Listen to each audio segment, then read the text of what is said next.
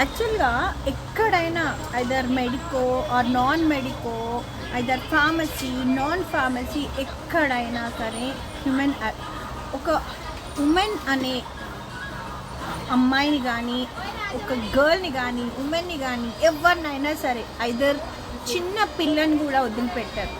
Chance దొరికితే అక్కడ ముట్టుకున్నామా, ఇక్కడ పట్టుకున్నామా, అది ప్రెస్ చేసినామా, ఇది ప్రెస్ చేసినామా అనే ఉంటారు. అండ్ కొంతమందేమో నిజంగా చెప్తున్నా, కొంతమందేమో బయటికొచ్చి మాట్లాడగలుగుతారు. కొంతమందేమో వాళ్ళు చాలా అంటే ఏ అమ్మాయి అయినా సరే చాలా బ్రేవ్‌గా, చాలా కాన్ఫిడెంట్‌తో ఉంటుంది. బట్ వాళ్ళు బికాజ్ ఆఫ్ దిస్ ఉమనైజర్స్ వాళ్ళ కాన్ఫిడెన్స్ లెవెల్ని మొత్తం ఏం చేసేస్తున్నారంటే మొత్తం పోగొట్టేస్తున్నారు.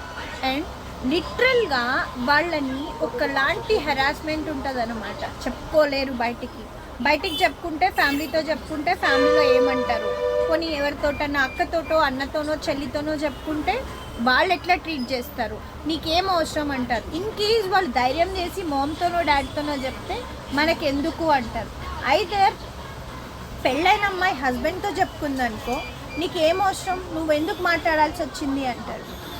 అంటే ఒకవేళ పెళ్ళిగాని అమ్మాయి ఉందనుకోండి, దాన్ని టార్చరే వేరుంటుంది.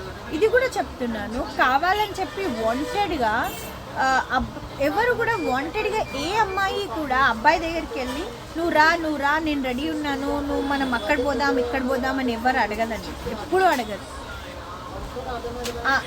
ఈవెన్ ప్రాస్టిట్యూట్ కూడా దాని ఫినాన్షియల్ క్రైసిస్ కోసమే ప్రాస్టిట్యూట్ చేస్తారు తప్ప, కానీ అందరూ ఏ అమ్మాయి కూడా ఓపెన్గా ఎవరితోని నేను రెడీ ఉన్నాను